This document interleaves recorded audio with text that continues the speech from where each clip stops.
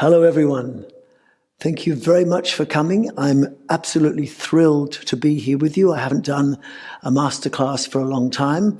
What I've been doing for the last 50 years is playing with the different possibilities of what you can do with your wonderful gift, this body, this temple we've been given, and how you can use it to have fun in life, to enjoy your life, to look after your body, to help other people enjoy their lives, to have purpose in our life.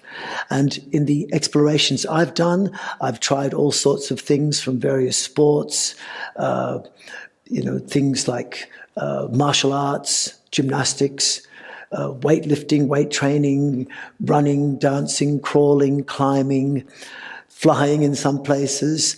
And in more recent years, I've explored things like martial arts. But of course, most of you have probably known that ever since I was very young, I got introduced to Indian yoga. But maybe most of you don't know also that I had influences in the beginning with my Tibetan Lama when I was 17, and then my first traditional teachings were from Japan, and then later from China and India. Of course, India was there a lot, and I've traveled 25 times to India and learned a lot from there. And along the way, after teaching for about 10 or 15 years, I decided to go back to university, and I did my third degree in human biology, which was in exercise-based physiotherapy. Before that, I was a molecular biologist. So all of this together brought me to teach something which I don't really mind what you call it. You can call it whatever you like. Some people say that it looks like modern yoga. Some people think it's just exercise. Some people think it's meditation. Others think it's like qigong. I don't care what you call it. What I know it to be is just what I've learned, and I want to share it with you. I call it five-dimensional flow. And the premise of calling it five-dimensional flow is to do with the fact that the basis of all movement has to start from your core.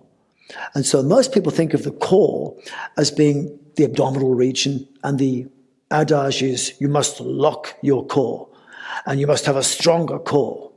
And this is something which you hear in many exercise classes, many modern yoga classes. We hear about things like pull the navel in toward the spine, tighten your abs, engage your core. Pilates classes talk about it. Exercise-based physiotherapists talk about it. I'm not saying any of this is wrong, but it's easy to misunderstand. It's easy to misinterpret. And what I want is to be able to get a feeling that I'm here for a purpose, and I want to, maybe share that idea that the main purpose I think we have in our life is, number one, to recognize that we're all connected, as one, and that we're connected to the earth, the trees, the flowers, the bees.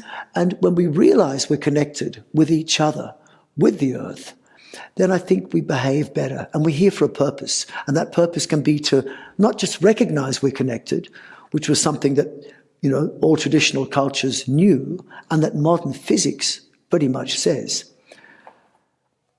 but to also act like we're connected.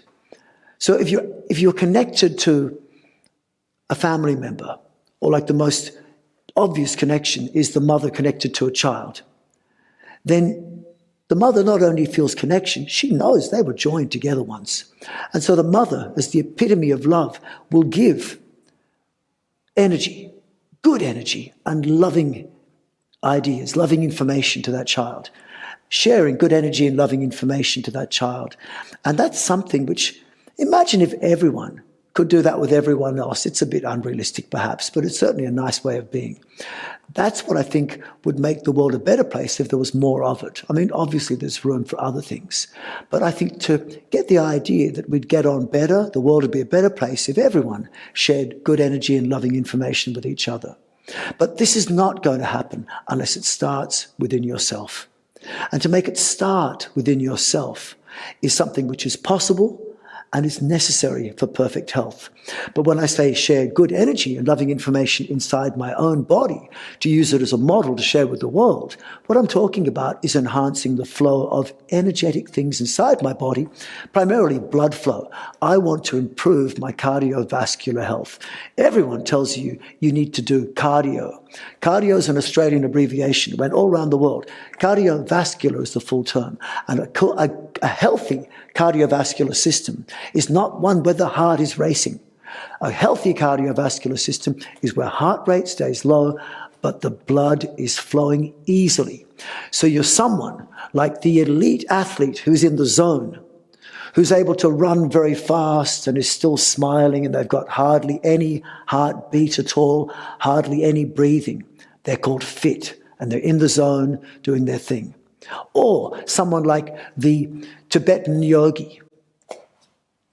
I said I had a Tibetan Lama when I was growing up, and he showed me pictures. He showed me pictures of himself sitting pretty much naked in the snow, a little dhoti and just naked in the snow, and looking totally relaxed, peaceful and still, yet warm enough to melt the snow around him. This, he said, was meditation. This was in the 1970s when I met him. And I spent a couple of years learning from him. And I got the impression that meditation was therefore very difficult, because how difficult would it be to be naked in the snow? But then by the 1980s, everyone started doing meditation. And then I thought, well, maybe I misunderstood. Maybe it's much easier than it seems. But actually what I've realized after that was that most people, when they're talking about meditation, are doing aspects of meditation. You know, concentration, visualization, centralization, maybe keeping their mind still, focused. But real meditation has got 5 key features, which I'll talk about. And when you get into this meditative zone, which is more like the athlete's zone, more like the flow state, then you get some really amazing things. When you're really in the meditative place, they often talk about subject and object becoming one. You become one with the activity you're doing.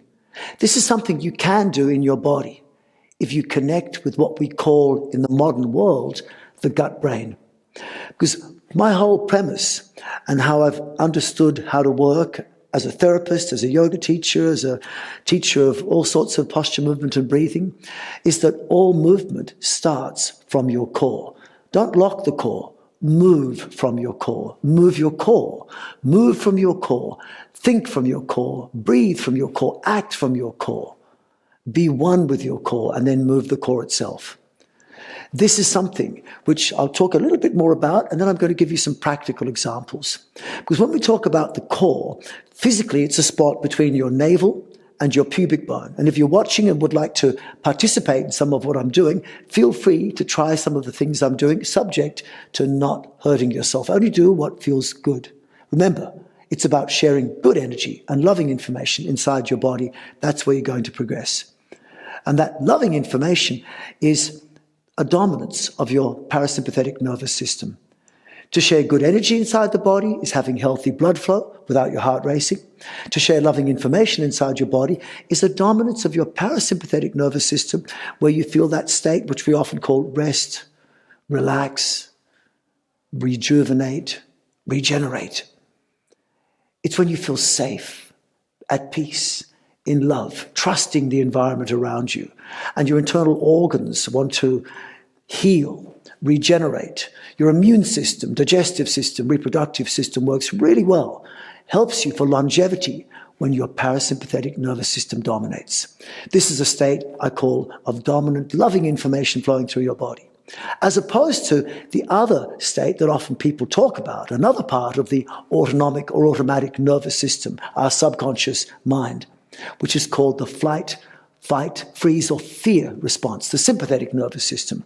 In that state, your unconscious mind, your subconscious mind, your automatic autonomic nervous system is thinking that there is some external threat to you right here and now, and you have to put all your energy into fighting or running away.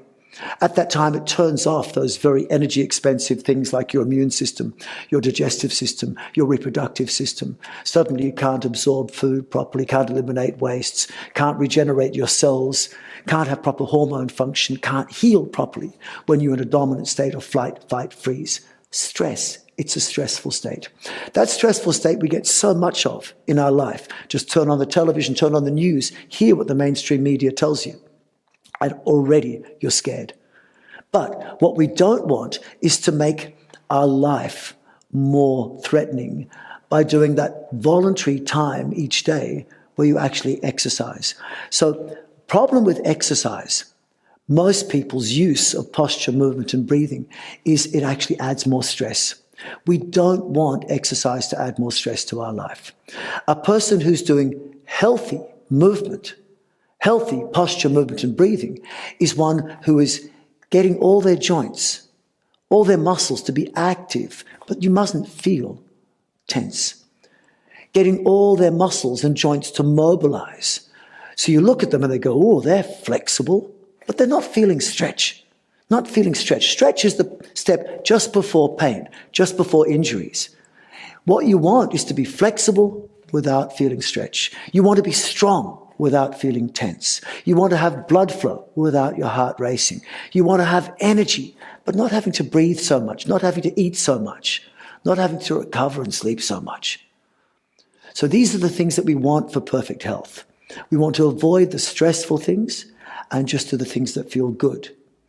As a physiotherapist, one of the best axioms that I live by is exercise is optional, movement is essential. And all movement should start from the core. And the core, this region between the pubic bone and the navel, between the top of the hips and the tailbone, around the L5-S1. And I said, you can join me, you can touch these things and find them. And if you see your belly button, your navel and the pubic bone, feel them right in the middle, between that point inside, is what we could call your core. Now, I'm using the word core loosely because many people think of it as a hardening of your abdomen, a locking, a projection of your rectus abdominis and your six-pack muscle, and you should tighten your core and all this sort of stuff. This is aspects of the core. The core is an invisible tiny spot in the center of your body where all movement should start from. Australian-based physiotherapists in the 1980s realized that people with a healthy spine would always move and engage their lower abdomen first before they moved. Whereas a person with a bad back or a sore spine would move their hand first, which would make their lower abdomen move. But a person with a healthy spine didn't have to be a stronger spine. Didn't have to be a stronger abdomen. It would just mean that they would move their core first, their lower abdomen would in some way engage and move before their arms or their legs.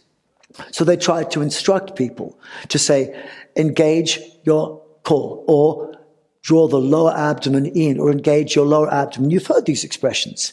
But the thing is, how do you pull your lower abdomen in?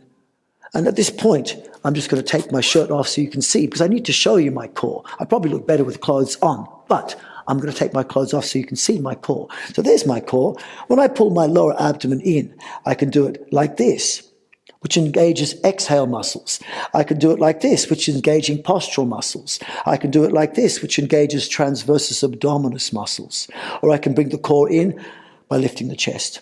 And all of them pull my core in. Which way are you pulling your core in? Because the first two ways make my abdomen firm when they pull in. The last two ways keep my abdomen soft. Look. Are you making your abdomen hard or soft when your core goes in? Because at different times, different things are required. When your core goes in, if I use exhale muscles, I will no longer be able to breathe in my abdomen. But if I use postural muscles, core becomes firm, but I can breathe in my abdomen. Are you able to breathe in your abdomen when your core becomes firm? Are you hardening or softening your abdomen when your core goes in?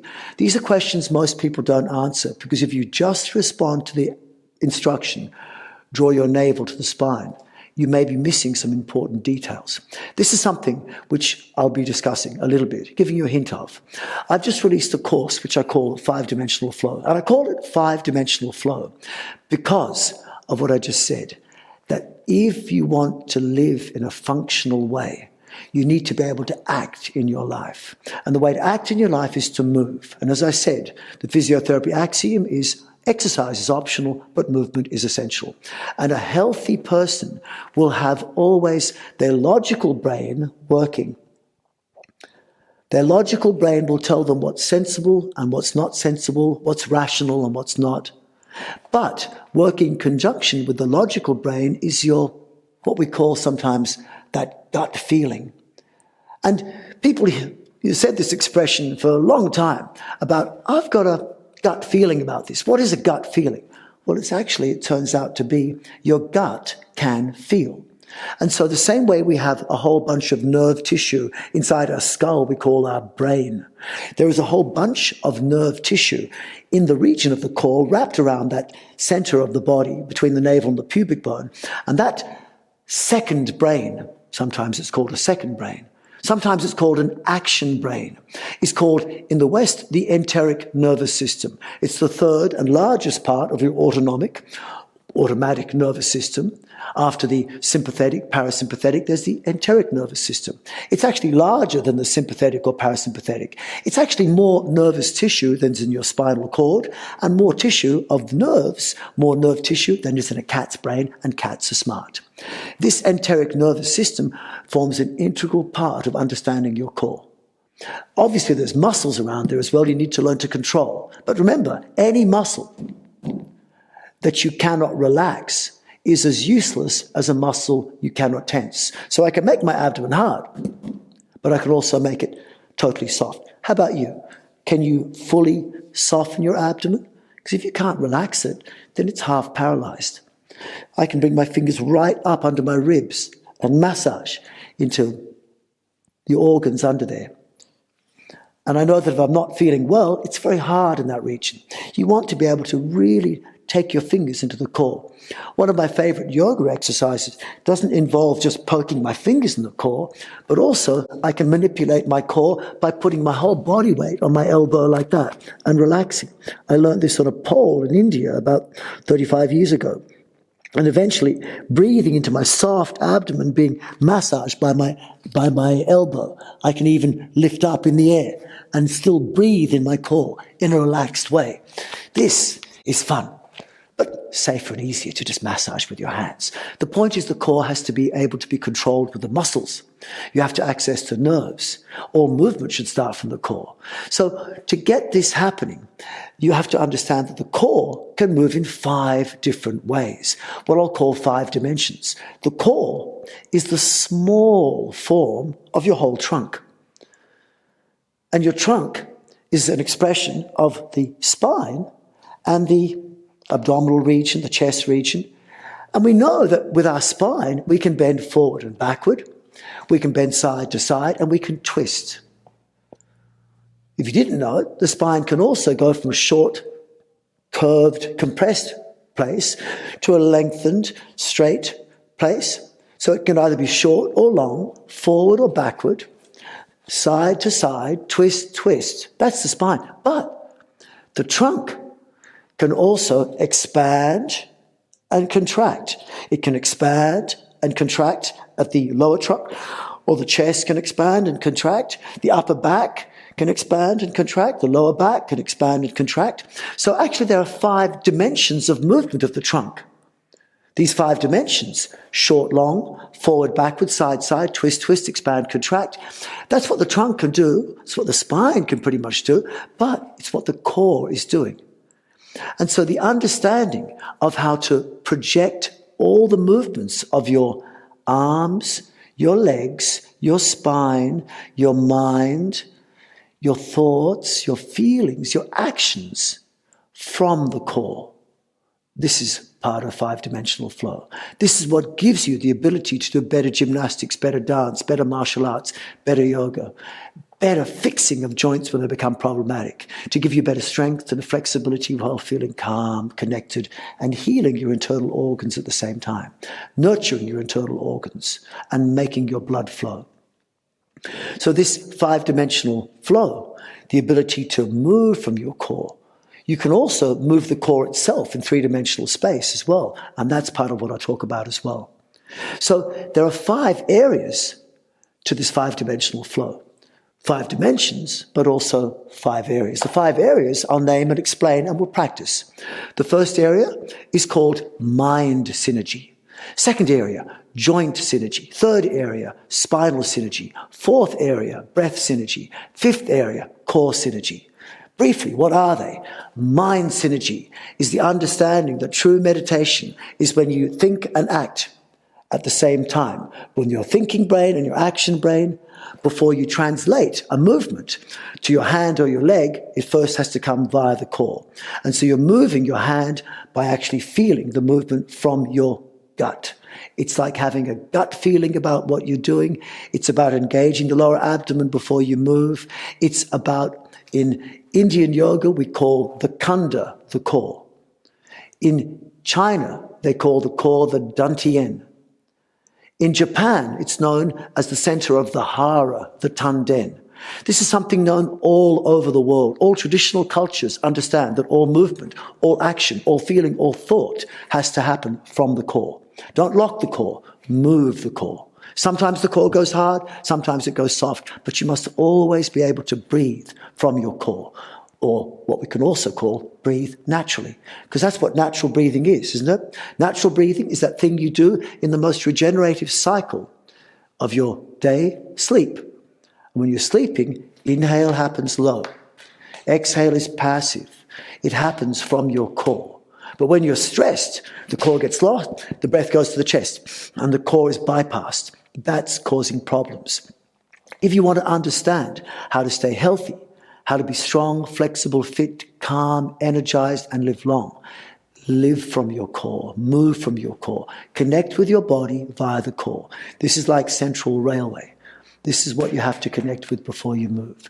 So this idea of these 5 areas we work with, mind synergy, I call it mind synergy because it's a synergy between the mind here and the feeling, thought brain, action brain, thinking brain, feeling brain, and they have to connect together like subject and object becoming one. This is the essence of how to get into the meditative state, the true meditative state, like the flow state of the athlete or the zone. And then the second place is called joint synergy. And joint synergy is learning how to move your arms and your legs from the core. In other words, don't just go, I'm going to take my right arm and bring it to the left side. And when I bring my right arm to the left side, it makes me twist to the left. Before my arm moves to the left, I twist my core to the left, then my arm moves second. The result is much, much better. When you understand joint synergy, it means your arms and legs are much, much stronger, much more powerful. And it means also that if you have an injury in the arm or legs, you fix them up very quickly. Therapeutically, moving your joints from the core makes the arms and legs heal much, much faster. And if you don't move from the core, if you lock the core, your arms and legs will take strain. Maybe that's why you've got a shoulder injury, a knee injury, a hip injury, and they're not healing. Move from the core, don't lock the core. Spinal synergy is the next place. So we have mind synergy, joint synergy, spinal synergy. Spinal synergy is the understanding that the core moves in these 5 dimensions, that the core has to actually take its movement all the way up like a wave, because it's not like the spine goes forward and backward. What we want is to be like a cat, and the cat moves in a wave. So you go like a wave. And when you move the spine like a wave, the movement starts at the core and has wave-like projections up and down the body. And then you feel every joint becomes massaged forward and backward.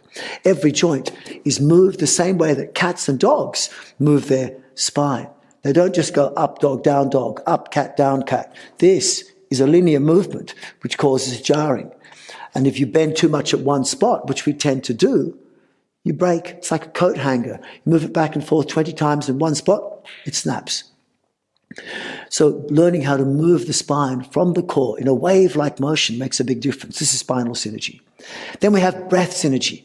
Breath synergy is about understanding that we have to breathe from the core, which is the best way of doing that is to breathe naturally.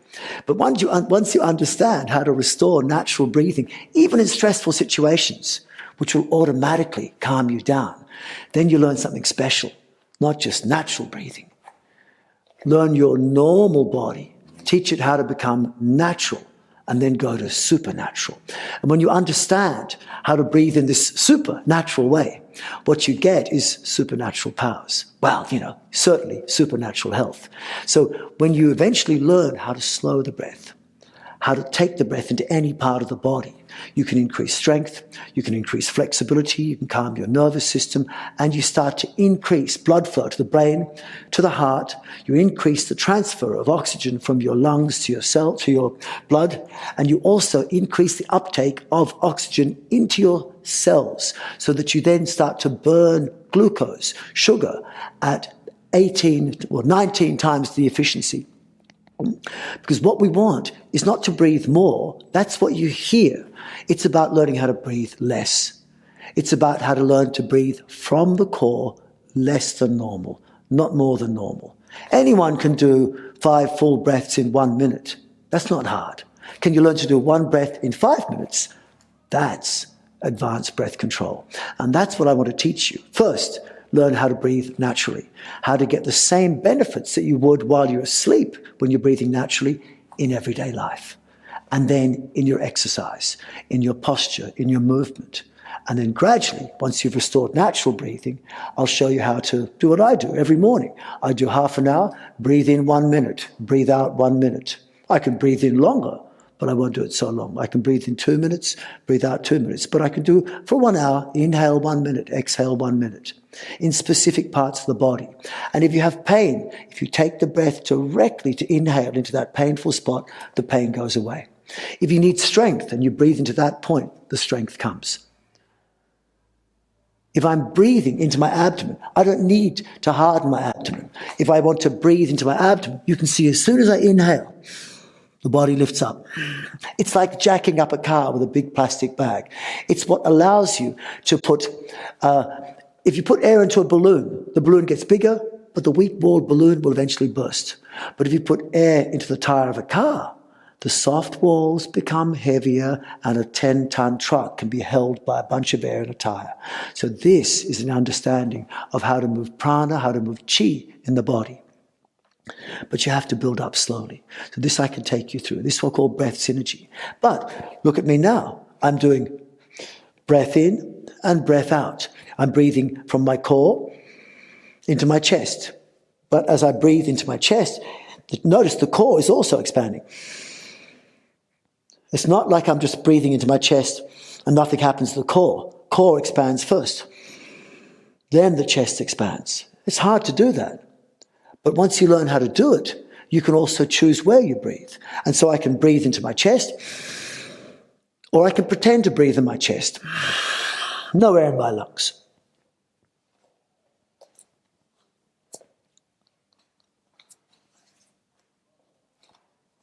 This will suck your internal organs up, relieve prolapse, relieve lower back pain, increase heat tremendously. This is called in the West a Mueller maneuver. In Indian yoga, they call it Uddiyana Bandha. Then you can also compress. So I can breathe in and I can breathe out. But I can also inhale and then pretend to breathe out. And when I do this, I increase the intra-abdominal pressure, intra-thoracic pressure. I have to be careful not to increase the brain pressure. And when I'm doing this properly, it increases strength and heat and pushes the energy deeper into your body, pushes carbon dioxide, oxygen, everything into your body. So you start to get what we could call autogenous hyperbaric oxygen therapy. In the West, they call this the Valsalva maneuver. In India, in China, they talk about it in a different way. And it's very, very powerful. But the understanding is, don't think breathe in, breathe out. Think expand and contract. And instead of thinking breathe in air, breathe out air when you practice, just think expand and contract. So it looks like I'm taking deep breath in and deep breath out. But actually what I'm doing is I'm massaging my internal organs. And I can do it while breathing in or breathing out, or expanding and contracting. And as I expand, air comes in, as I contract, air goes out. This is the dimensions of earth and ether. 2 of the 5 dimensions of the 5-dimensional flow being worked together. This is breath synergy. Then we have core synergy. Core synergy means, can you actually move your core? So I can move my core in and out. I can move it left and right. And I can take my core and I can move it. And when I move my core properly, then I start to get strength, power. So if I want to balance on my arms, say in a twist, I can put my shoulder around my knee like this, and I can lean on my hands, and I can teach it how to balance. Or I know I'm offering resistance from my core. So what I'm really doing, perhaps, is I'm coming in these movements. This movement is a combination of twisting and side bending. There's a side bend. There's a twist. I combine the two together, projecting the movements from the core. Then I actually move the core in a figure-8-like movement. And as I come deeper into the pose, deeper in the pose, it starts to look at first like Qigong. But then the movements become bigger. It's funny, because if you see this movement, it looks like modern yoga. If you see this movement, it looks like Qigong. But of course, this movement, modern yoga, there's an easy version of modern yoga. This movement, Qigong, there's a difficult version of Qigong. So that's modern yoga, Qigong. It's the same. Same with this one. Looks like Qigong. This one looks like modern yoga. But there's easy modern yoga. There's Qigong, difficult Qigong. So there's difficult Qigong, modern yoga, Qigong. It's the same. So when I'm doing this, movements, how am I coming in and out of poses? When I come this way, I come actively to this position. But then from there, I touch. And as I touch, I'm trying to do that.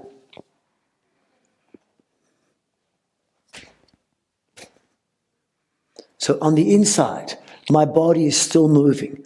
And whether I touch or not, as I come this way, it's an active movement from the core. But then as I start to go down, I'm going to try and do that. Here moves first, the core moves first. And as I do that, I get resistance. My navel, the top of the core, moves to the right. My pubic bone, the bottom of the core, moves to the left. And then I've got the possibility of being in this position, trying to do that position, and if I do that on the floor, then I can lift up. And the balance is easy, because I'm not just touching the floor. I'm on the floor trying to do that, and my body just comes off the floor. At the same time, the breath goes right in there. This you can apply to gymnastics, to relieve your lower back, to yoga, to dance, to anything. This understanding of mind synergy, think, feel from the core. Joint synergy, move your arms and legs from the core. Spinal synergy, connect your spine to the core. Breath synergy, learn to expand and contract, control the energy inside you and the breath from the core. And core synergy, move the core itself. This is what I want to share with you. And I'm just releasing a course now, which if you're interested, you can look into, or you can look at any of my other courses, including the ones called Joint Synergy or Spinal Synergy. And further, you can go look at Yoga Synergy. Yoga Synergy is the company I have with Bianca Matchless, who's my wonderful genius business partner for the last 35 years. And we've developed this beautiful sequence based on this system. I call this 5-dimensional float because at its base, it looks too different to modern yoga.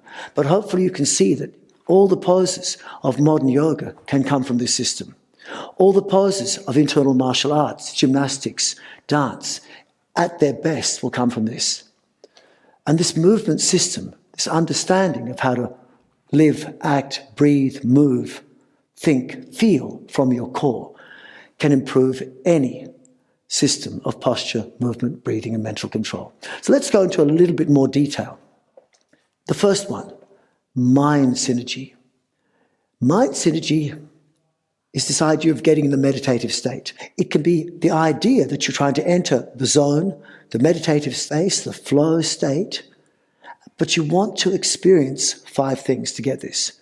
And these 5 things you could get in any activity. They could be a stationary meditative pose, or it could be a dynamic activity.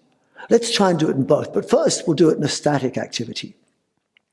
So if you want to, you could sit. So you could take either a chair or a bolster, and you could sit down comfortably. But when you're sitting down, make sure your knees are slightly below the hips because you want to encourage blood flow. You don't want your legs to go numb. Otherwise, you've cut off your legs. And there was a chap in Hungary about 7 or 8 years ago who sat for so long in a lotus posture that his legs went so numb that eventually they had to both be amputated. Numbness in your leg, maybe after a while, maybe a little bit like taking a little bit of mercury every day, poisoning yourself slowly. My suggestion is keep the top of your hips slightly above your knees, and then eventually the blood will flow much easier. But when you're sitting also, the top of the hips above the sitting bones. So avoid sitting like this. If you sit like this and you arch the back, it's going to cause back tension, front of hip tension, knee pain. Move the top of the hips back far enough so you open the back of the core. The back of the core should be lengthened and relaxed. And then from that position, having lengthened the back of the body, lengthen and relax the front of the body. Lengthen the back of the neck, front of neck. Bring the shoulders apart. In fact, what we want to get the best static meditative state is to move good energy and loving information through the body. How are we going to do that? We do it by moving the energy through the body while stationary, can be done by lengthening and relaxing. You see, if I want to move air into the space between my hands, I simply start with my hands closed. Then I pull my hands apart. As soon as I do that, you hear a suction. You try it. Pull your hands apart, make more space between the hands. It creates a vacuum-like pressure that pulls air into that space. Similarly, if I move my chest and upper back apart, I round out the upper back, expand the chest at the same time. What it does is it makes a vacuum-like suction that pulls air into my nose. But if I hold my nose and I expand my chest and upper back,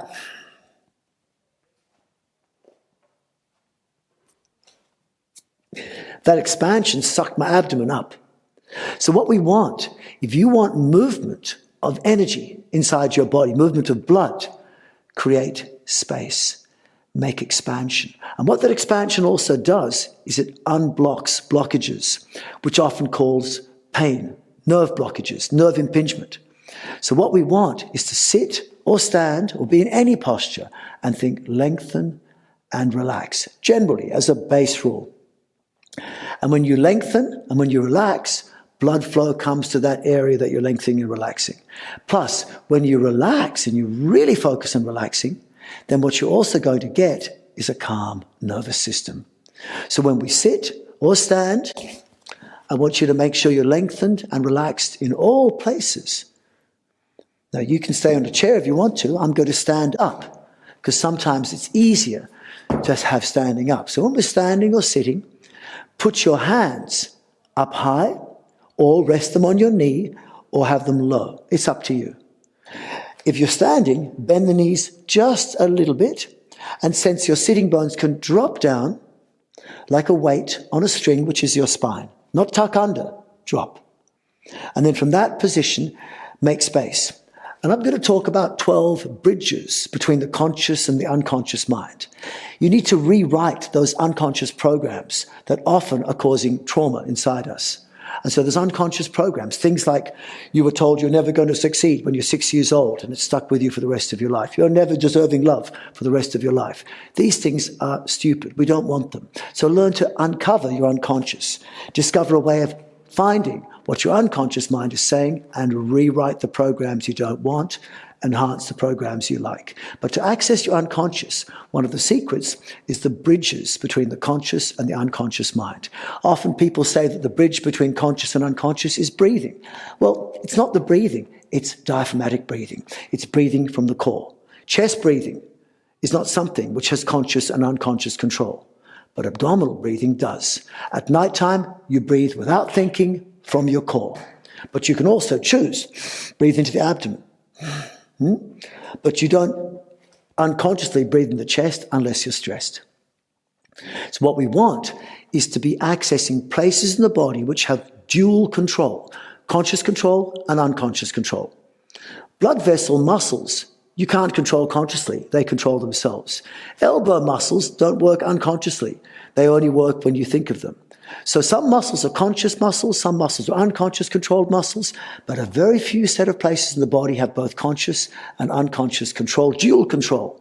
And these places, there's 12 of them in the body, they are the ones we want to control most to get relaxation and access to reset our nervous system to find that relaxing place if it's available to us. In other words, if you're in a place where there is no threats, you'll automatically relax. These places are the pelvic floor, front, back, middle, the fingers and toes and connected to the hips and the shoulders, the neck, the breathing apparatus from the diaphragm, the salivary apparatus, and the swallowing and the tongue.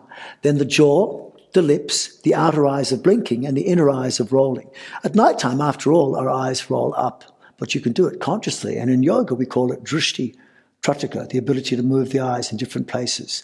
That helps you access your unconscious. Salivation is something you can do if you're not stressed. But salivation happens automatically if you think of your favorite food or if you see your favorite food. So salivation, jaw movements, lip movements, eye movements are all things which help you access your unconscious. So I'll break them down to 6 parts. Stand or sit and lengthen and relax. See if by lengthening and relaxing you get warmer and more relaxed and begin to share good energy and loving information inside yourself. The beginning of the meditative space. What we want for meditation, first of all, is to get the position right. So get a place where you can lengthen and relax. Is it too hard to be like I am now? Maybe bring the arms a bit lower, bend the legs a bit less. Do what's right for you. Bend more or less depending on your level of strength, flexibility, age, infirmness, whatever. So lengthen and relax in 6 places. 1, lengthen your fingertips, but check the fingertips are free. They can still move. Then lengthen between your shoulders. Push your shoulder blades apart. But check that your shoulders are still free to move. A little bit, not much. 3rd, lengthen the neck, back and front of neck, but check the neck is also free to move, not locked. Like you see an Indian or African woman carrying a big heavy load on the head.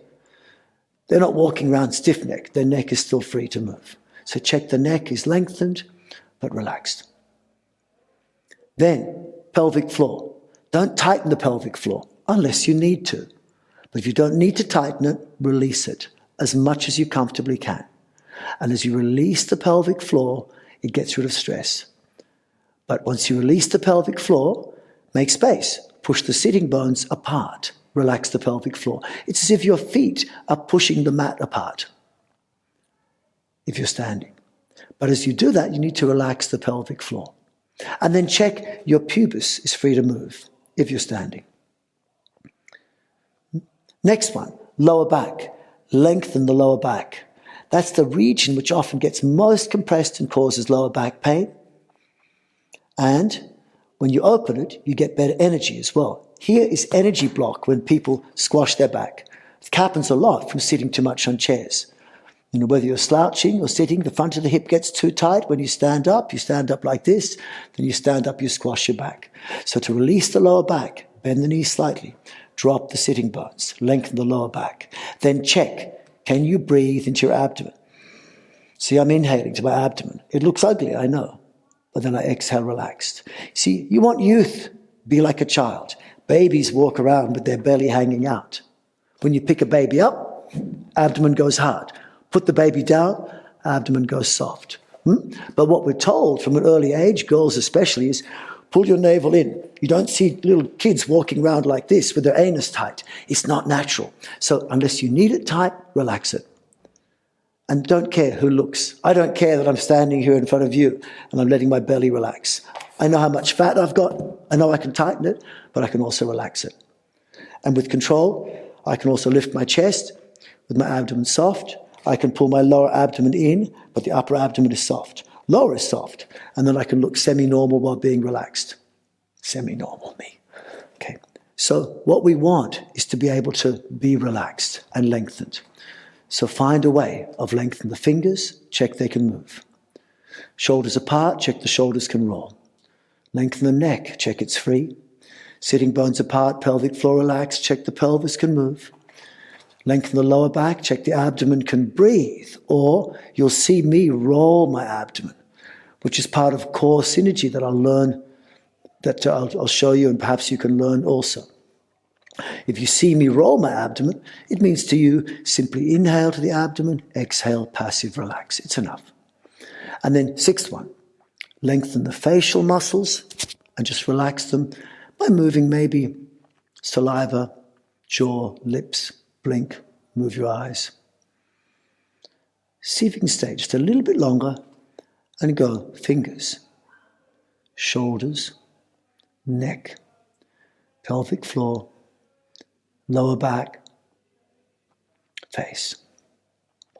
And what we want is to find 5 features of this meditative space, this mind synergy. 1, whatever you're doing must be sustainable.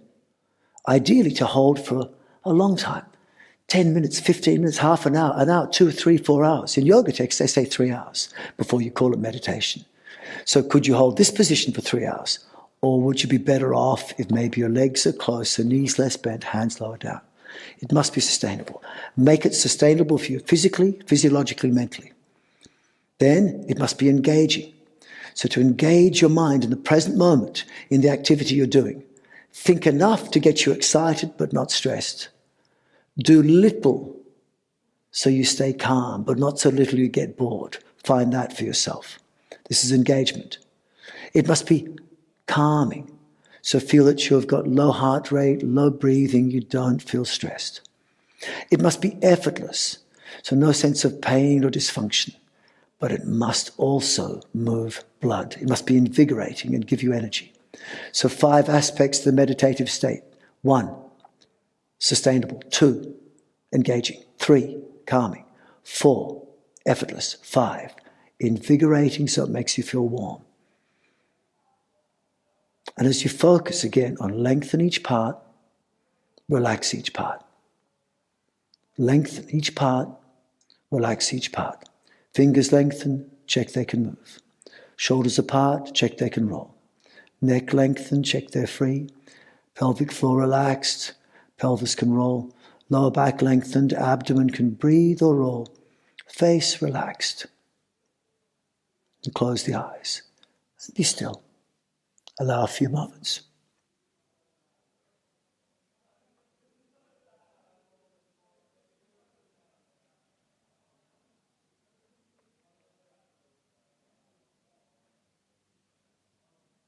See if you can sense each part of your body. So connect your thinking mind with your core, the region between the pelvic floor, the diaphragm, between the navel and the pubic bone, between the top of the hips and the tailbone, inside. Sense your mind living in that place. And then project your feeling brain all the way to the tips of your fingers and toes and connect yourself.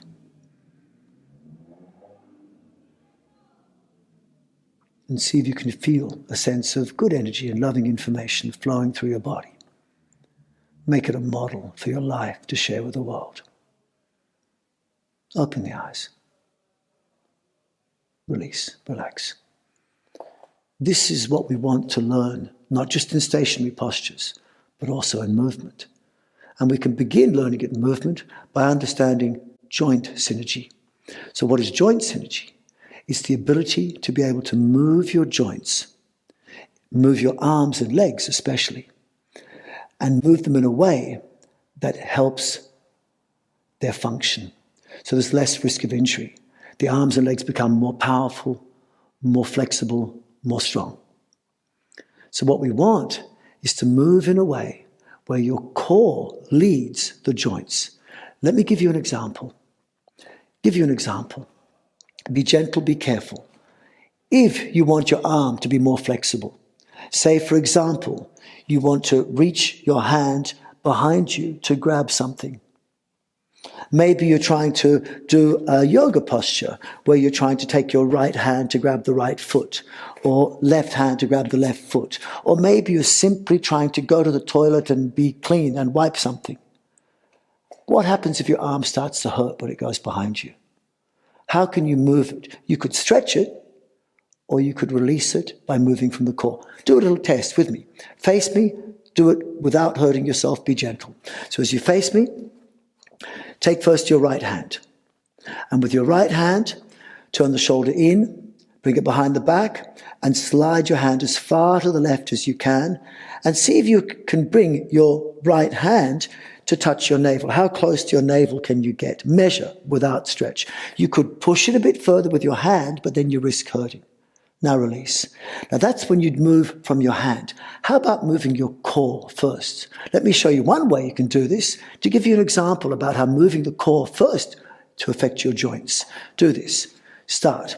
We move the core as an expression of the trunk. Okay, so start, face towards me. I'll just face sideways so you can see what I'm doing a little bit. Round the lower back out so you lengthen the back of the core. Then from that position, twist your core, which we'll call your belly button for the moment, to the left. And then move your arm to the left. So core first, arm second. So move your core to the left, move your shoulder blade and arm to the left. Then from there, make your belly button go forward and up, lift your arm up. Then keep your hips still, move your belly button to the right, take your arm to the right. Then from there, go up higher. Then from there, lengthen the back of your body. So pubic bone up, belly button down, go down. Then from there, lengthen the left side of the body. Lift up the left shoulder, drop the left hip, and take the arm behind you and see if it goes further. And for most people, they'll say yes. Try the other side. So we do the other side like this. This time, what I want you to do for the left side is tighten your core, like many people teach and practice. You try it. First of all, tighten your pelvic floor if you can. Then pull the navel to the spine and hold it tight so your breath goes into the chest. Then from that position, with your abdomen held in tight, turn your left shoulder in, bring it behind the back, reach it to the right side as far as you can. Try and bring your left fingers towards your navel. Measure how far they go. Then release and relax. Bend the knees. And so we move the core first, the trunk second, the shoulders, the arm third, fourth. So start, face toward me. I'm turning sideways so you can see. Start by rounding the back out. Relax the abdomen. Then from there, twist the core to the right. So it means belly button to right, pubic bone to left. Lengthen the back of the body and twist to the right. Look over the left shoulder with the left ear lifted so you can see me. Then expand the belly and the chest. Lift up the front of the body, lift up the shoulder.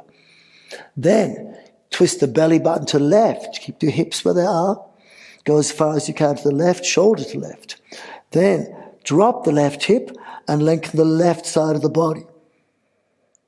Then push the pubic bone up, bend forward from the spine, not the hips, bring the shoulder down. Then lengthen the right side, drop the right hip, lift the right shoulder, and bring the hand behind the body. And then does your hand go further? I can almost touch my navel now. I've got stiff shoulders. But it should be a bit easier. Don't lock the core. Move from the core. Your joints will work better. Let me give you a practice of joint synergy. A practice of joint synergy. See if you start to get this feeling of warmth without the heart racing. Sometimes people exercise. They might sweat, get their heart rate up, but the fingers and toes end up being cold. If fingers and toes are cold, that's not good blood flow. What we want is to have low heart rate, fingers and toes hot. So I want you to do joint synergy, and we'll do it in 5 stages. First stage is the linear phase. Second stage, fluid phase. Third stage, fluid relaxed phase. Fourth stage, fluid from the trunk phase. Fifth stage, fluid from the core, joint synergy. So let's try this. Start with your knees bent. We're going to use the shoulder blade as the joint we're looking at. It's the scapulothoracic joint. First phase. Start with your knees a bit bent and face towards me. I'm just turning sideways so you can see. So from this position, move the shoulders linearly, shoulder blades forward and backward, forward and backward. Do a few times. Then go shoulders up and down, up and down. This is a linear phase. It has good musculoskeletal benefits, but it takes energy, it wastes energy. Going back and forth using brake and accelerator wastes energy, takes energy, and is jarring on the body. So move to the second phase. It's a fluid phase. Combine the movements. Go backward, then go upward, then go forward and downward like a diamond. Backward and up, forward and up, forward and down, down and back. Backward and up, forward and up, forward and down, down and back. Make the diamond into a circle. And now it's a fluid phase. This is better, uses less energy. Now, I want you to relax. So to relax, think like when we did meditation. Think, lengthen your fingers, but check they can move. Then the shoulders are already moving, just check they're apart. They're not squashed together. They're not tense. They're relaxed. So make them move less big circles, smaller circles, more soft. Then the neck, check the neck is free. Then the pelvic floor. Check the pelvic floor is relaxed and the pelvis can move a little bit as well. Let it respond to your shoulders. Then check the lower back is lengthened with your knees bent and you can breathe into your abdomen or even roll the abdomen. Then check your face is relaxed. And once you've relaxed in this fluid relaxed phase, phase 3, then you'll notice something special. Already you're getting warmer, and if this is as much as you're doing, rolling the shoulders while relaxing your core, then you're going to get benefits. Shoulders move, the spine follows. But now you have to reverse engineer it. Pause, go slower for a second. What happens if you relax and the shoulder blades go forward? It makes your spine bend forward. What happens if you relax and the shoulders go back? It makes the front of the body longer. When you bring shoulders forward, the core bends forward. When you bring shoulders backward, the core bends backward. When you bring the shoulders forward, the back of the core lengthens, shoulders backward, front of the core lengthens. So now we reverse engineer it. In the fourth phase, move the trunk first, let the shoulders follow. So in that case, go. Round out the lower back, bring the shoulders forward. Then expand the belly, chest, bring the shoulders back. Round out lower back, upper back, bring the shoulders forward. Expand the belly, chest, bring the shoulders back. Round out lower back, upper back, shoulders forward. Expand the belly, chest, shoulders back. And keep doing this. And as you're doing this, keep letting the shoulders go up and down. And the shoulders will go up and down if you let your hips go up and down. Eventually you get this idea, joint synergy in every joint. Now from there, check, fingers are lengthened, but they can move. Shoulders apart, but they can roll. Neck lengthened, but it's soft.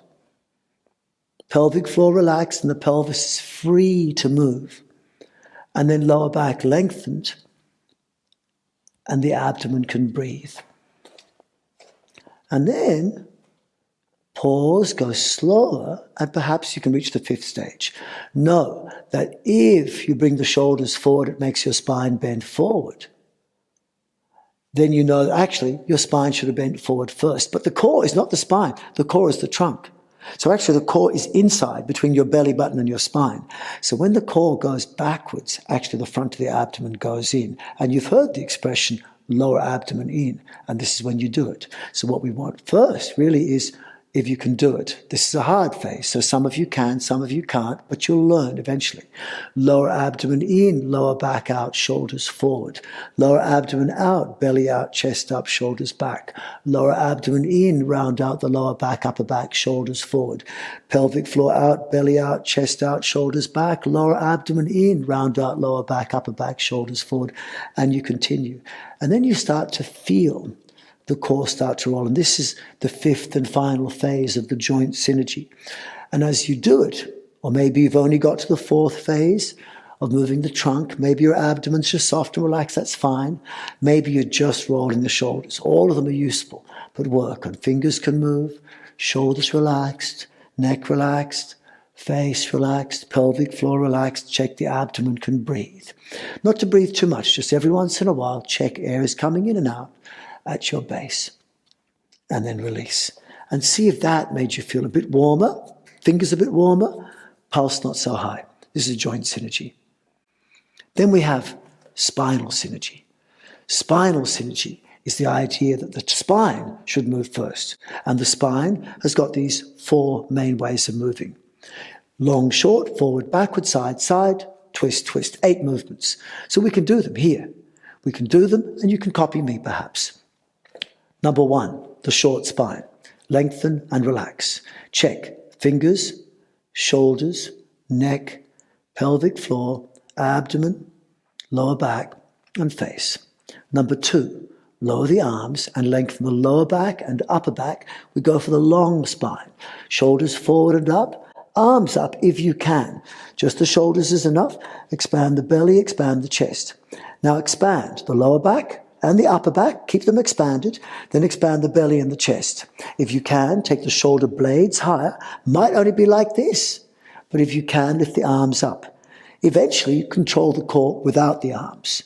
But at the beginning, the arms help. So you take your arms up higher, if you can. If you can't, just lift the shoulders. Check the neck is relaxed. If you can, shoulders forward and up, arms up past the ears. Not like this, but like this. And so when you take your arms up fully, there should be no gap between the shoulders. Like a child hanging on a tree, it hangs like this, not like this. Okay, so arms up.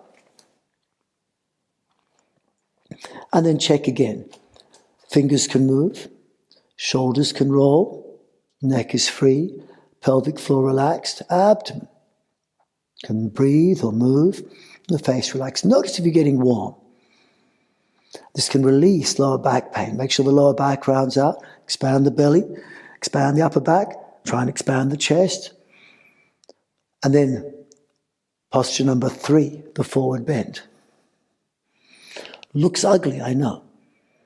But this posture, belly open, throat open, knees bent. And push the pubic bone under the collarbone. Round out the lower back, expand the belly. Here, if you pull the navel in, it won't feel so nice. Abdomen out, neck soft, face soft. Turn the shoulders in, stretch the wrists.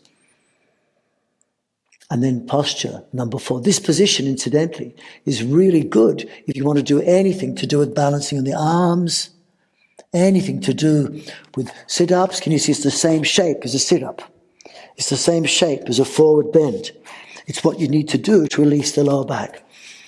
And then number 4, keep the back long, expand the front. So without shortening the back, make the front bigger, belly, chest, chin in now, neck back, and lean back slightly. But don't collapse. Collarbone up, pubic bone forward, belly expand. And here, let the shoulders go back, open the palms, and lengthen the front of the wrists, neck soft. And this position, stay here. This is what you need to learn here. Same position, lengthening the front without shortening the back. This position, notice the front is firm, sides soft. If your sides are hard, you're too tense. So relax by going, fingers can move. Shoulders can roll, neck can move, pelvic floor relaxed, pelvic floor can move, back lengthened by dropping the hips, lifting the collarbone. Front, breathe, breathe into your abdomen. Notice you can breathe even though your abdomen is firm at the front. Move the face, move your eyes, blink, chew. Now feel your abdomen, front firm, sides a little bit softer. And then from there, lower abdomen in.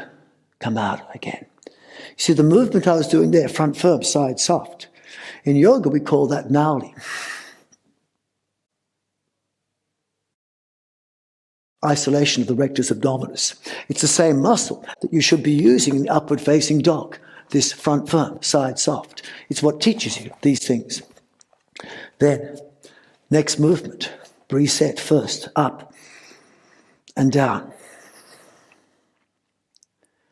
Sideways movement.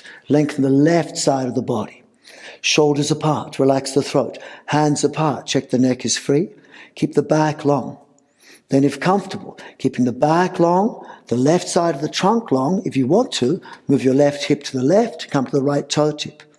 Take the left armpit forward and up past the ear. Back lengthened. Front of hips open. Lower back lengthened. Check again. Fingers lengthen, but they can move. Shoulders apart, shoulders can roll. Neck lengthen, neck free. Pelvic floor relaxed and the pelvis can roll a bit. Back lengthened and abdomen can breathe or roll. Soft, face soft. Notice warmth, notice calmness. Then keep the left arm up, come back to the center. Left arm stays up, both arms up, and both arms down. Position 6, lengthen the right side of the body. Shoulders apart, relax the throat, hands apart, check the neck is free. Back stays long, right side stays long, right hip, lengthen if you wish. So you've got all the weight in the right leg, and the left knee can just be a bit firm without any weight on it if comfortable, or you can stay in the center. Then from there, check, fingers lengthen, fingers can move. Shoulders apart, shoulders can roll, neck lengthened, jaw relaxed, pelvic floor relaxed, pelvis can roll, back lengthened, abdomen can breathe or roll, and the face relaxed. Keep the right arm up, bend the knees, come back to the center. Right arm up, take the left side to match, and then forward and down. Soft throat, face and eyes. So these movements, this left side lengthening, this is the same movement you might do here. Once you understand that one side can be longer, one side shorter, this is what you might do in martial arts. So now I've got left side, right side firm, left side soft. Once you understand that right side can be firm, left side can be soft, which could be your martial arts. It could also be capoeira. This. Then I've got same, right side firm, the left side soft, my elbow in. Same movement, same practice, you move towards it, but one step at a time. You don't need to do the difficult things, but if you do them, they must feel easy. Then position 7 and 8, lengthen the back of the body. Push the pubic bone to the left, the belly to the right, so you twist to the right. Here, look over the left shoulder, left ear lifted. Breathe into the abdomen. Notice my hips haven't moved, my head is still facing forward. Keep the back lengthened and expand the front. Look toward the left side, left ear lifted. Notice my pubic bone is going to the left, only my belly button goes to the right, so I'm twisting at the core. Twist at the core. Pubic bone to left, belly button to right. Back lengthened. Shoulder to right. Shoulder further back. Left shoulder turn in, right shoulder turn out. Then open the fingers, check they can move. Shoulders apart, shoulders can roll. Neck lengthened, neck free.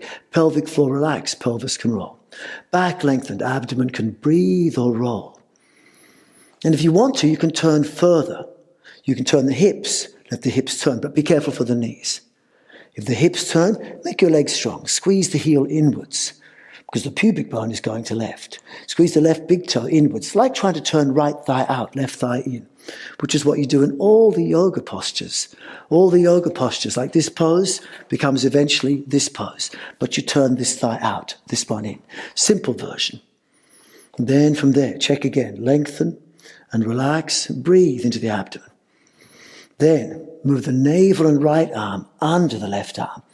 Come, cross the arms over and expand the back. Squeeze the heels outwards. It's like you're squeezing the heels outwards and it opens the sacroiliac joint. Then expand the belly chest.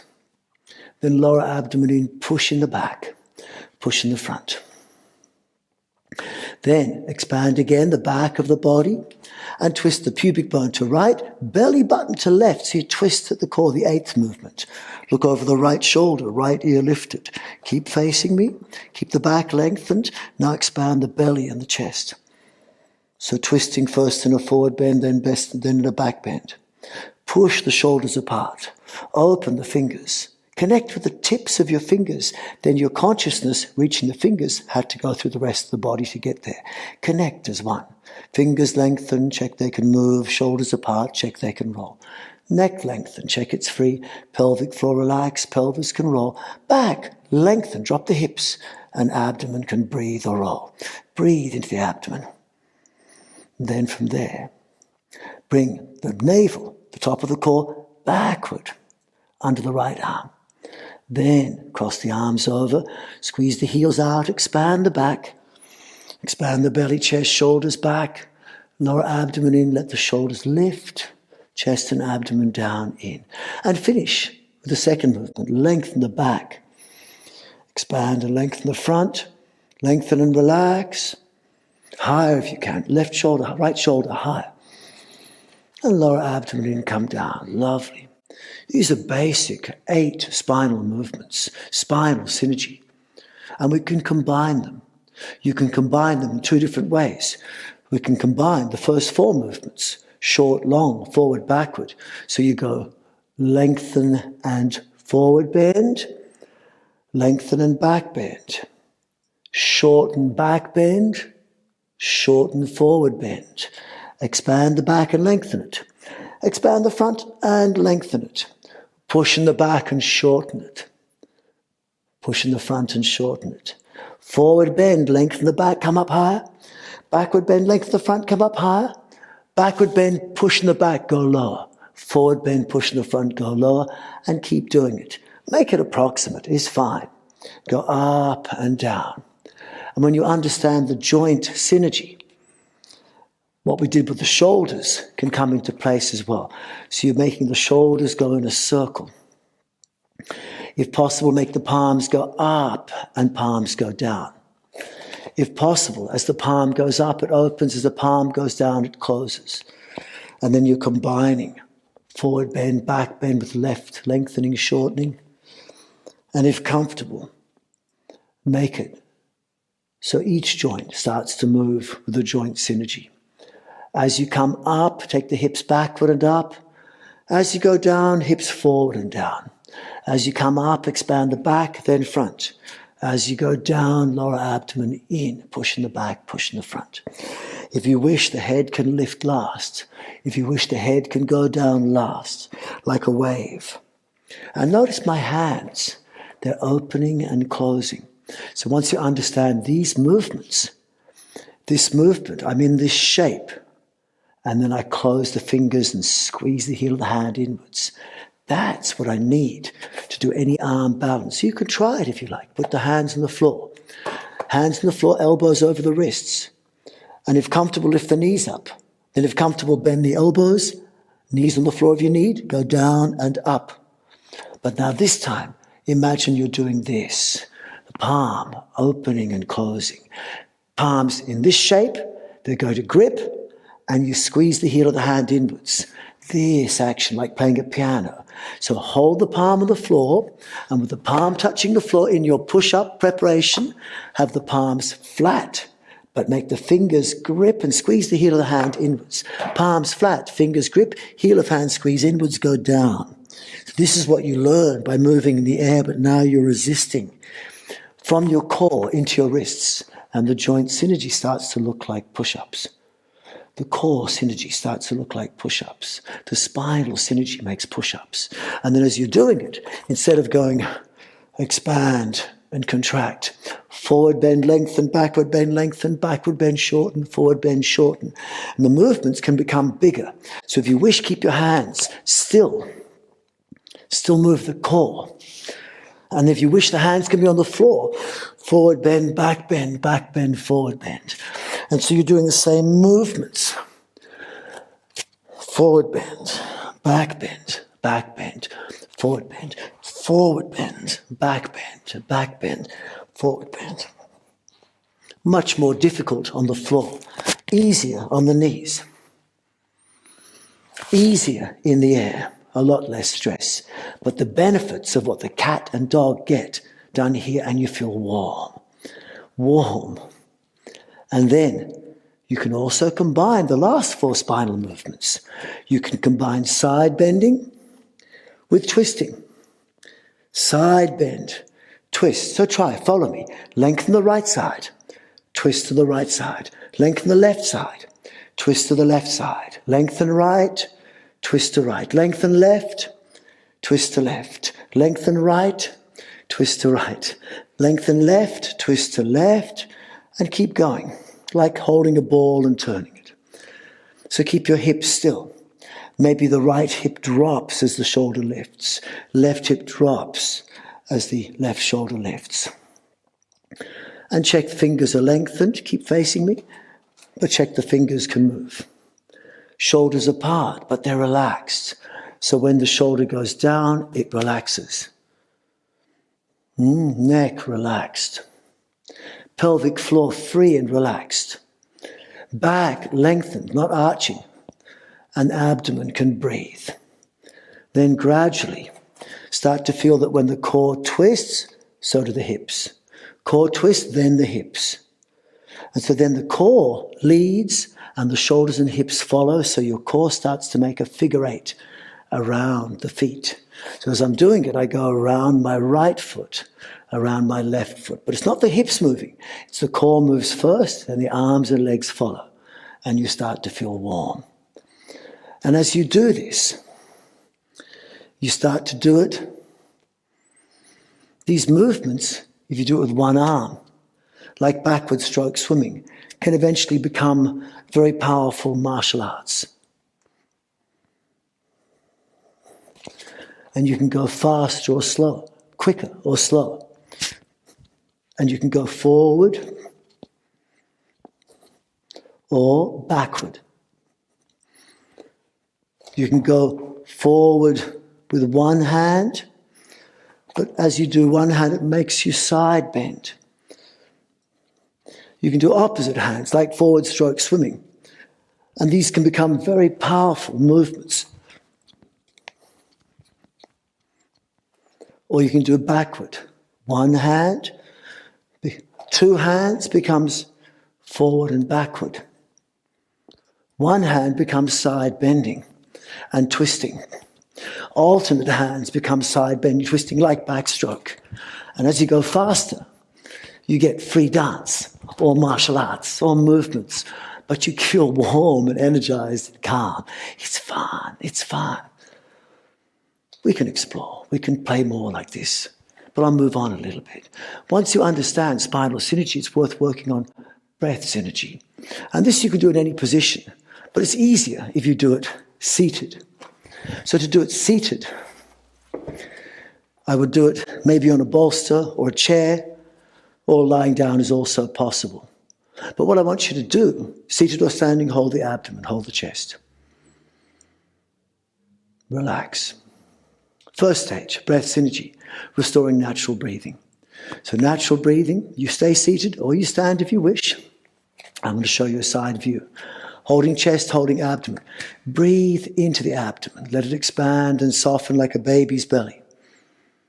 No chest movement. Passive breath out means the abdomen stays out and soft. Breathe into the abdomen. Expand and soften. No chest lift. Passive breath out. The air won't go fully out in this position. Again, open the pelvic floor. Breathe into the abdomen. And passive breath out. Notice the air is not going fully out, but notice the more you relax, the more relaxing it is. And that's good. But what if you want to get all the air out? What happens? Try. Put your fingers into the soft abdomen. Go as deep as you can. Then to squeeze all the air out like squeezing a sponge, tighten first the pelvic floor. Without lifting the chest, exhale fully and pull the navel in toward the spine until you've got no more air in your lungs. The chest is in, the abdomen is in, and the abdomen is kept hard. Keep the abdomen and the pelvic floor as hard as you comfortably can. Then without letting the abdomen soften or move outwards, try and breathe into your firm abdomen. And probably you'll go, I can't. It feels stressful. The chest wants to move or the abdomen wants to move out. Release. This is stressful breathing. This is what you don't want. So the first stage of learning supernatural breathing is recognizing that we're normal people living in an unnatural world. And the first place to go is to go from normal to natural. So natural breathing is that you can always inhale to the abdomen, whether it's soft or hard. And so the first place to check is, can you do it fully relaxed? And if you're fully relaxed, breathe into the abdomen, let it expand and soften, passive exhale. Not much air comes out. But if you were lying on the abdomen, lying on the back, like this, then when you breathe in, abdomen gets bigger. When you breathe out, gravity pushes the air out, relaxed. Or if you want to, you could hold your hand on the abdomen and you put your fingers in the soft abdomen. Breathe into the abdomen. Feel the pressure of the air coming against your fingers. But now use the fingers to push the air out. Breathe into the abdomen. Use your fingers like squeezing a sponge to push the air out. Try one more. Breathe into the pelvic floor. Breathe into the abdomen. No chest movement. You can breathe with your abdomen in, but in with the fingers. And then push the air out with your fingers like squeezing a sponge, release. And then notice you get warmth in that area. It's good for you. Don't press too hard, of course. But eventually, like you saw me do, I can put my whole body weight on my elbow. I can lie on a pole and massage my internal organs while breathing into it. But you can also learn to breathe into a hard abdomen. So to breathe into a hard abdomen, bend the knees slightly, drop the hips, lengthen the back and push the hips forward. Lean back, spine straight, chin in. Keep the collarbone up, sitting bone down. Now check. Abdomen is firm. It's firm, firmer than before. Can you breathe into it? Yes, if you relax. But of course, if the sides are hard, you can't. So firm abdomen, soft sides, front firm, side soft. You can breathe into it. Or if you lengthen the back of the body, and then you lean on the left leg and lift the left shoulder, lift the right hip, hold a wall if you need to and lift the right leg up. Now feel right side firm, left side soft. I'll turn around so you can see. Right side firm, left side soft. Can you breathe into the firm? Yes, it's called firm but calm. Sthira Sukham Asanam in Sanskrit. The essence of healthy movement and posture is when you're feeling blood flow, you're feeling strong, but heart rate is low, breathing is low, you feel strong, but you feel relaxed. And this important thing is that you can breathe into the firm abdomen. So try the other side. Lengthen the back of the body, drop the right hip, lift the right shoulder, lift the left hip and keep the sitting bones forward. Then lift the left hip up. If you need to, hold the wall with one hand and then come up. Notice the left side firm, left leg, hip and shoulder higher than the abdomen if possible. And then once you're there, with or without the wall, check. Left side firm, right side totally soft. Breathe into the abdomen. And then relax. Come back down. You can make the abdomen firm in so many ways, and this is part of understanding core synergy, breath synergy. For example, if you hold your abdomen, push the sitting bones apart, like trying to stretch them out with your feet, but make the feet start at your sitting bones. The sitting bones are the projection of your core. So feel the abdomen. Now push your feet apart and notice the abdomen will firm outwards. It pushes out against your fingers. Now breathe into the firm abdomen. Can you? Yes, you can. The abdomen is firm, but it firms, it looks like it's firm pulling in, but when you touch it, it firms pushing out. Same with this one. If you bend the knees, fingers into the soft abdomen, lean back, abdomen pushes out. But then you can breathe there. But it looks like it's pushing in, but it feels like it's pushing out. But if you exhale fully and actually pull the abdomen in, and it's firm pulled in with your exhale muscles switching on makes your inhale muscles switch off and you feel tense. This is part of the core synergy. Learn to breathe into any part of the body. If you want to release your lower back, you have to breathe into it. Try this. Bend the knees slightly. Drop the shoulders. Breathe into your abdomen. It expands and softens. Now stand up straight. Now try and breathe into your lower back. It's hard to do. If you want to breathe into any part of the body, follow the instructions. Lengthen that part, relax that part, think of that part, breathe into that part. So what we do, bend the knees slightly. Lower back we want to breathe into, lengthen the lower back, round it out. Relax that part. So you relax the pelvic floor, the abdomen, the lower back. You lengthen, relax the lower back, lengthen the lower back. Think of the lower back. Stay lengthened and relaxed in your lower back. Now breathe in the lower back. And does it feel like the skin of the lower back stretches a bit when you do that? It should. Because if you breathe into it, you'll feel a little bit of relief. It can relieve lower back pain. It can relieve all sorts of pain. Any part of the body you want to breathe into, you think lengthen it, relax it, think of it, breathe into it. And you can do it in your legs and arms when you get good at it too. It takes time, but it's worth it. Then, gradually, you learn to breathe very, very slowly. If you can breathe slower, you get more flexible. So I can breathe, like I said, 1 minute breathe in, 1 minute breathe out for an hour. I can hold my breath in for 6 minutes, hold my breath out for 3 minutes, but it's not that hard. Some people, I've got friends Like William Trubridge, I have very much respect for him. He can hold his breath 10 minutes, swim 5 laps in an Olympic pool underwater. It's more advanced to breathe less advanced to breathe more. These are super athletes who can do this. But I've been taught from a long time because my father was a free diver, so I'm lucky to learn these things. But there are techniques you can learn. So if you want to breathe in slowly, you get lots of benefits. But don't think breathe in slow. Think expand and relax. I haven't got time to take you through real breath control exercises, but I have lovely courses on breath control, and I'd love to share them with you if you want to look at them on my website, simonborgolivier.com, breathing for health, longevity and fitness. Then understand also core synergy. Core synergy means learning how to move the core itself. So here's a couple of interesting aspects. The two most difficult things for the core to move is this lower abdomen going in like this and the chest expanding with the abdomen relaxed. So let's try a couple of things to help them, because this is part of core synergy. So if I want to get the lower abdomen in, first of all, face me. I'm just turning sideways so you can see a better view. Make the abdomen soft. Now try. Can you bring the lower abdomen in?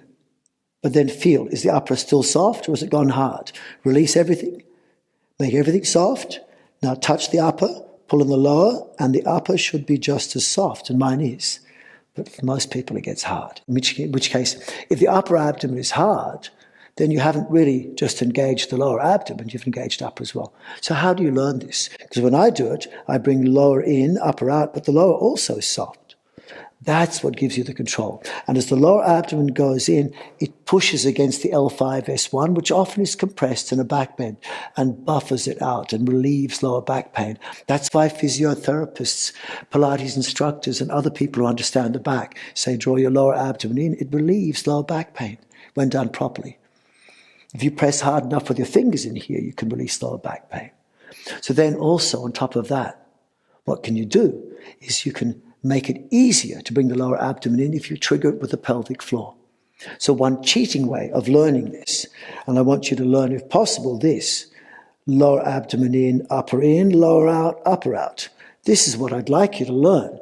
And here's a couple of simple exercises where you can learn it. Because if you can learn this, a basic form of core synergy, then you start to massage your internal organs. And it feels incredible. Digestion gets better. Immunity gets better, because in here is your digestive system. 80% of your immune system, 80% of your reproductive system have better food, better energy, better sex, better healing. What more do you want? You'll have lots of fun. Learn to move your core. So how's the secret? 2 secrets I can help to share this with you. One is the lower abdomen engages easier if your pelvic floor is tight. Now, I said you don't make your pelvic floor tight. It shouldn't be tight. Ideally, what you want is to just engage the middle of the pelvic floor, the perineum, not the anus, not the urethra. But in the beginning, we'll cheat. So I want you to try this. Face me. I'll face sideways so you can see a different angle. Tighten or activate 3 sections in sequence. Bring the pelvic floor to tighten as if you're trying to stop yourself going to the toilet. Sounds funny, I know. Pelvic floor tight, then lower abdomen in, then upper abdomen in. Then expand the pelvic floor, like about to go to the toilet. Then expand lower abdomen, then upper. So we go, my hand indicates what's tightening. If I make a fist, it means I'm pulling that part in. Make open, it means expand. So you go, contract pelvic floor, lower abdomen, upper abdomen, expand pelvic floor, lower abdomen, upper abdomen. Contract pelvic floor, contract lower abdomen, contract upper abdomen, expand pelvic floor, lower abdomen, upper abdomen. Contract pelvic floor, lower upper, expand pelvic floor, lower upper. Contract pelvic floor, lower upper, expand pelvic floor, lower upper. And it starts to work. Just to give you a bit of a hint, try expand the pelvic floor, and with the pelvic floor expanded, try pulling the lower abdomen. Not so easy, is it? It's easier if you tighten the pelvic floor, then lower abdomen. Better. And then from there, try the opposite. Try and contract the pelvic floor and expand the lower abdomen. It's hard to do, isn't it? it works better if you keep the sequence I've said, and they connect with each other. So go contract pelvic floor, lower abdomen, upper abdomen, expand pelvic floor, lower abdomen, upper abdomen, and learn to make this sequence. That's a good sequence. And then you can make it happen a little bit more if you use the front of your feet. So now forget the pelvic floor, because what really should happen is the core should make the perineum active, not the pelvic floor make the abdomen active. It should be the other way around. So to make it happen better, try this. Relax the pelvic floor, but notice if you can make the lower abdomen engage by putting weight on different parts of the feet. So relax the abdomen. Try and pull in the lower abdomen softly, then release it. Now see if it's easier if you shift your body weight from head over hips over the middle of the feet to head over hips over the toes. Now pull in the lower abdomen, see if it's easier. Then release it. Now go again, head over hips over heels. Try and pull the lower abdomen, often it's harder. So try this. Bring the hips to go over the toes and down, then in the middle of the feet further down, then over the heels and up. Come in the middle of the feet up highest, then go over the toes, then down, further down in the middle of the feet, up and back over your heels, up and forward over the middle of your feet, down and forward over your toes, down further back in the middle of the feet, up and backward over the heels, and your hips, your pelvis are going in a circle. Up over your heels, down over your toes. Lead the up movement from the lower back, not the tailbone. Come up from the lower back, just below the level of the top of the hips, L5, S1. Don't come up from your tailbone. Go down from your pubic bone. And as you're doing this, do it slowly and feel. Go over the toes, lower abdomen in. Over the heels, abdomen out. Over the toes, lower abdomen in. Over the heels, abdomen out. Go slower if you need. Over the toes, pull in the lower abdomen. Over the heels, expand the anal mouth. Over the toes, up over the heels. And continue. And as you get used to it, comfortably think two things. As you go down, bring the weight to the front of the feet, think lower abdomen. And as you come up, think relax the lower back, expand the lower back. And what's also happening as you're doing this is the psoas muscle, main muscle at the front of the hips, connects to the diaphragm. And you'll find that automatically coming up makes inhale, going down makes exhale. It happens by itself. And if you incorporate this with the movements of the shoulders as well, the core synergy starts to go into the shoulders when you learn to move the chest. So I said another movement that you can learn is to expand the chest. So when you learn to expand the chest with the abdomen soft, it's really good for your body. Hold the hand on the abdomen. Hold the hand on the chest. Breathe into the chest. And then breathe out. Was that stressful breathing? Check. Before breathing in the chest this time, expand the pelvic floor, expand the abdomen. Then try and breathe in the chest. And notice it's a lot harder for most people. So what can you make chest breathing easier? Tighten the pelvic floor. Pull in the abdomen. Now breathe in the chest. Easier. But what does that do to your core? Well, do again. Tighten the pelvic floor. Tighten the abdomen. Pull it in. Try and breathe into the abdomen. It feels stressful. So the only way most people can breathe in the chest is by doing the very thing that makes us feel stressed. So what we want to learn is this. Pelvic floor open, abdomen relaxed. And then chest. That's real chest breathing, where the abdomen is not tense because of it. But that's hard to do. What can make it easier? Well, you can make it easier by using your shoulders. So one way of doing it is by taking the shoulders forward and up. And when your shoulders are lifted really high on both sides, relax the abdomen, open the pelvic floor. Now try and breathe in the chest. And it's a bit easier. Let the air out. This time, try and keep the shoulders down. And with your shoulders down, relax the abdomen, try and breathe in the chest. Chest doesn't want to breathe. But if you lift the shoulders will help pull up the chest. So relax the pelvic floor. Relax the abdomen, now breathe in the chest. And then Let the air out. And notice this expansion of the chest brings a suction, which brings heat. And eventually you can learn to control the chest without the shoulders, like this. No air, just abdomen soft, chest expansion.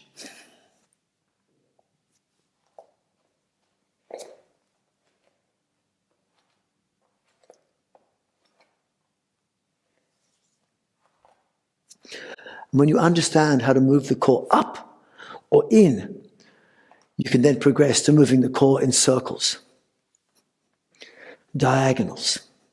And I can do this while talking to you. So the core moves in circles. But to learn it, I will use movements, joint synergy, spinal synergy. With the idea of the mind synergy, I make it meditative, not stressful.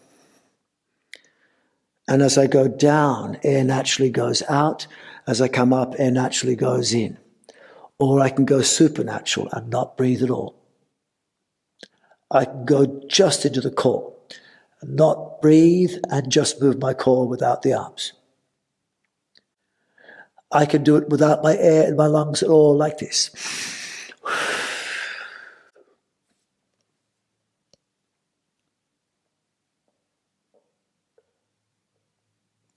Or I can actually breathe and keep doing it while talking to you. I can go in and out and back. And when I understand how the core can move like this, that's when I can start doing postures.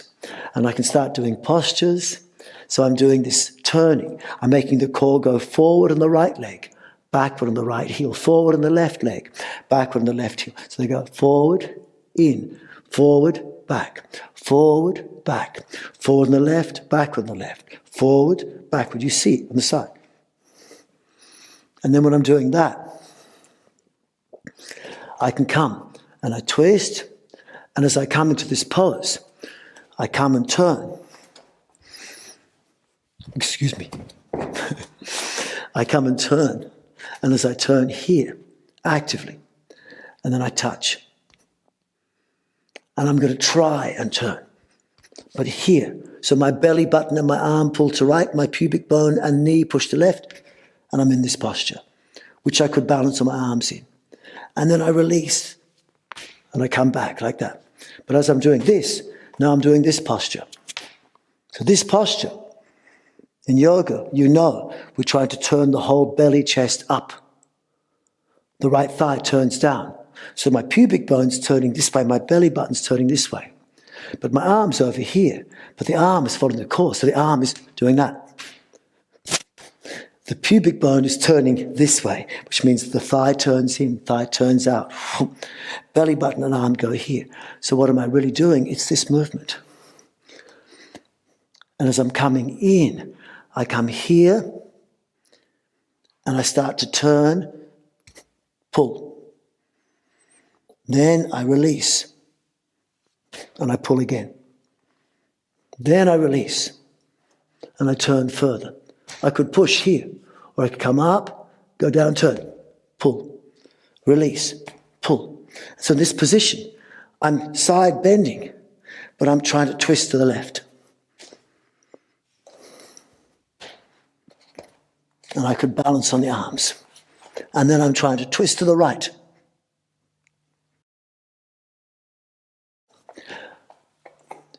Mind synergy, joint synergy, spinal synergy, breath synergy, core synergy. I'd love to join all of these together to create integration, integrative synergy, yoga synergy perhaps, or internal martial arts, dance, jiu-jitsu, climbing, any of these things.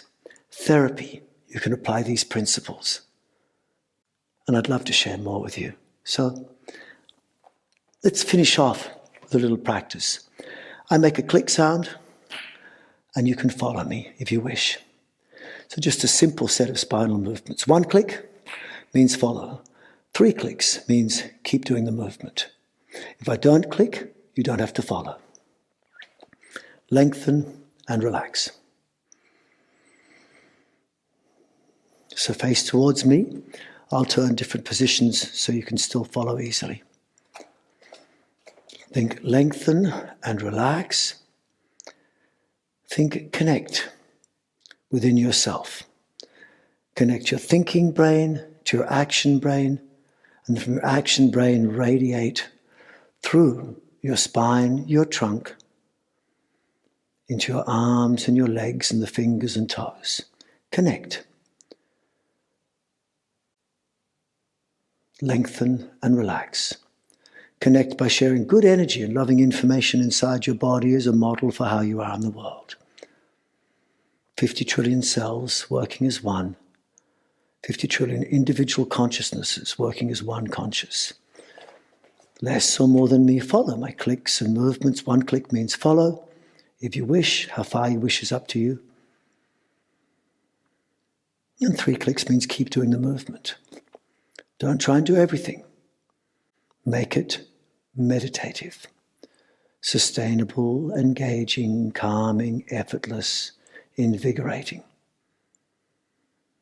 Unblock the blockages of good energy and loving information inside the body by tensing less, stretching less, breathing less, thinking less.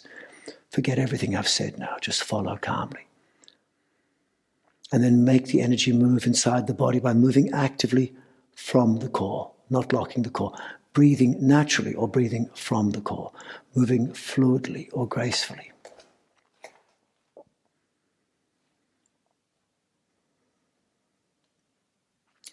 This is a simple practice, and you could do it much harder or much easier even still.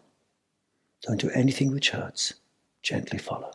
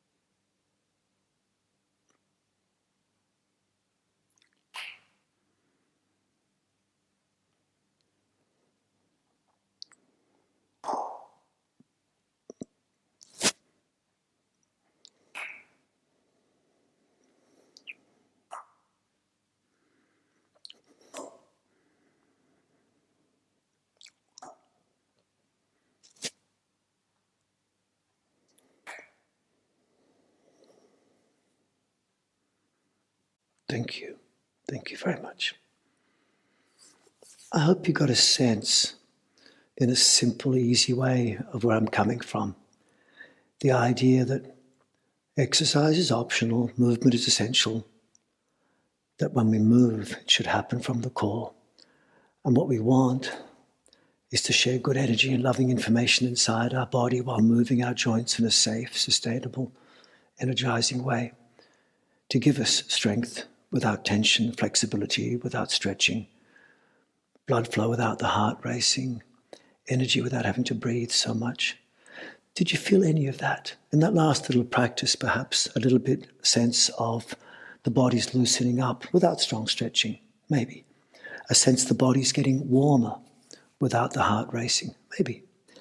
A sense perhaps that you feel energized from the practice, but you didn't have to breathe so much. Maybe you even felt energy between the hands. Some people feel almost like a magnet between the hands when the blood flows enough. You should have an aura of your entire body. You may wish to sit down. You may even wish to lie down. You could even let your legs rest up the wall, or sometimes I let them just do this for a little bit. Let the blood drain. It's up to you. Then I usually bring the blood back. This is very nice to release the lower back. But notice my front is firm, my sides are soft. And then sit or stand however you wish, but make sure you're comfortable. So I'd love to be in touch with you more. I'll send you a message and maybe you'll consider coming to get more of what I have to offer. As a physiotherapist and a teacher for many years of all these things, I've been trying to find a way that can simply, easily bring everyone the possibility of better health, not just physically, for muscles and bones. That's fairly easy, but also internally, so your energy is better, so your body feels happier at a cellular level, so then your mind can feel at peace. It's more easy to choose happiness as your default mental state, and you find a way of entering that zone flow state more easily with simple movements, simple finger movements or shoulder movements. You can get a very good feeling out of this with a simple way of doing it, or you can use it to make your elite sport better, to make your skiing better, your climbing better, your martial arts better, the cool yoga poses if you want to make them easier. I keep telling myself I'm going to be 16 next week. I'm 1'6". Actually, it's 6'1" next week. But I feel 16. And I think that working with this information, and I've had the best teachers, so thank you to all my teachers from so many different countries, so many different traditional cultures, and also my wonderful Western teachers who taught me the physiotherapy and the science and the physics. And this is how I've put it together to try and make sense of it. And it makes good sense and it works. So thank you very much for sharing this time with me. And I hope to share more time with you. If you're not on my mailing list, maybe go subscribe at simonborg-olivier.com. And if you'd like to learn more yoga, go to yogasynergy.com and subscribe there. You can call this what you like. But if you want traditional yoga, we have a good system at Yoga Synergy. If you want to learn just how to move and feel freer and improve whatever exercise or sport you're doing, simonborg-olivier.com. Thank you very much for being here. Have a very lovely night. I'm going home for breakfast because, it's 11:15. We've been at it for 2 hours. Thank you for this wonderful time we shared. Oh, thank you for these beautiful comments, everyone. Trevor said, I can feel my heart beat in my navel. Fantastic. That's where it should be beating. We want to turn the whole body into one big heart. Don't tire that poor little thing in your chest. Turn the whole body into one big heart. Thank you very much, everyone. These are beautiful comments. I really appreciate all people from Sydney, from the UK, from Ireland, from France, Argentina, Cairns, Italy, Finland, Canada. What a wonderful, wonderful group of people. Thank you very much for being here, everyone. Have a very lovely evening, and I'll say good night. Bye-bye. Bless you. Thank you. Don't forget, keep sharing good energy and loving information inside yourself. Use it as a model for the world. It works. Enjoy your life. Look after your body. Help other people enjoy their lives. There's always someone a bit worse off than you. Use your energy to help them. Then the world will be a better place, I think. Bye.